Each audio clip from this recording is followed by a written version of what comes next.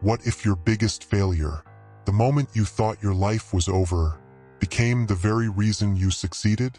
This isn't just a story. It's proof that sometimes the thing that breaks you is the same thing that builds you stronger. Daniel grew up in Detroit. His parents worked long hours just to keep food on the table. His father drove a city bus. His mother cleaned offices at night. They were proud of their son, the first in the family to get into college. Daniel was smart, ambitious, and convinced he'd build something bigger than what he'd been born into. But dreams don't protect you from failure. By sophomore year, Daniel had started a small app company with two friends. They poured everything into it, coding between classes, pitching to investors, skipping parties, living off dollar menu burgers. For a while, it looked like it would work. They even landed a small grant. Daniel felt unstoppable. Then it all unraveled. The app crashed during a major demo. The investors walked away. His two friends quit within weeks. And to make things worse, he failed 2 of his core classes in the same semester because he had neglected schoolwork chasing the dream. He lost the company. He lost his scholarships. He lost his confidence. He packed his things, dropped out, and moved back home. Back into his childhood bedroom, staring at posters of a future that seemed impossible now. Everyone whispered, "Maybe Daniel isn't as smart as we thought." And Daniel started to believe it. For months, he couldn't get out of bed. Job applications piled up unanswered. Rejection emails stacked higher than bills.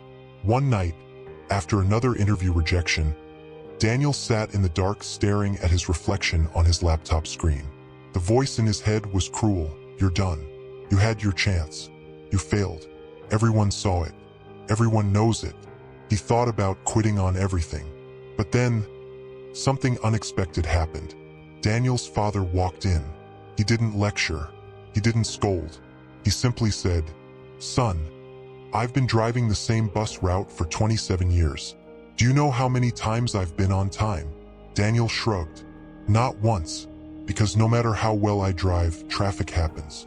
Storms happen. Breakdowns happen. I can't control the route.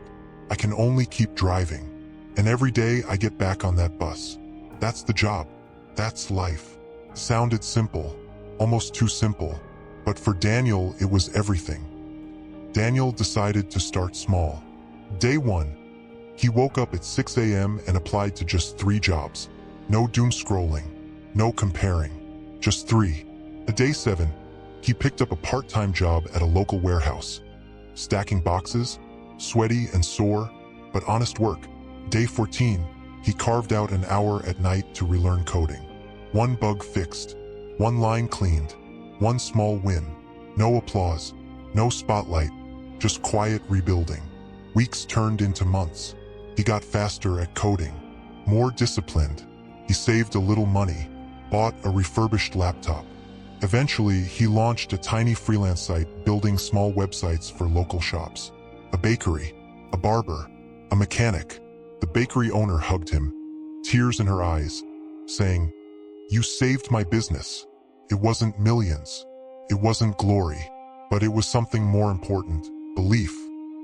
2 years later, Daniel got a call from a startup founder who'd seen his work. They needed someone who understood both tech and business. Daniel hesitated.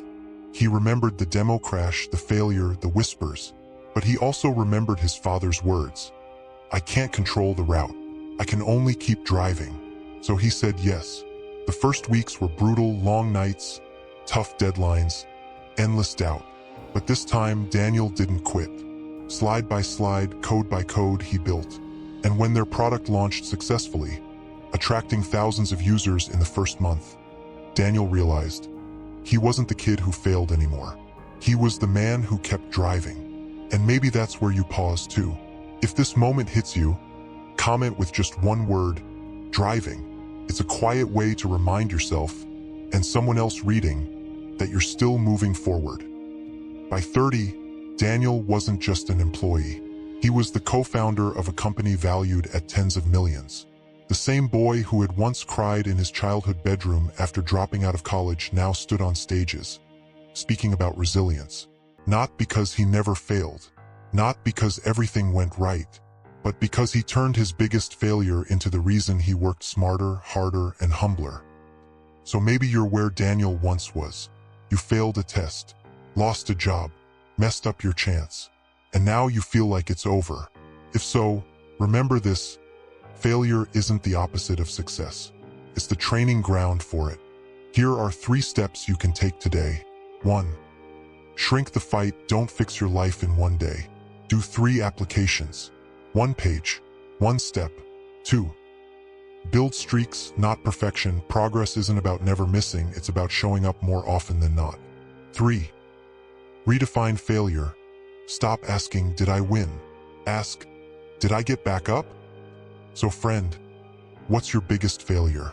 What's the 1 step you can take today to turn it into your beginning? Drop it in the comments. I read every single one. And if Daniel's story reminded you that your failure is not your ending, hit like, subscribe for more stories every day, and share this with someone who needs it, because failure doesn't mean stop. It means step.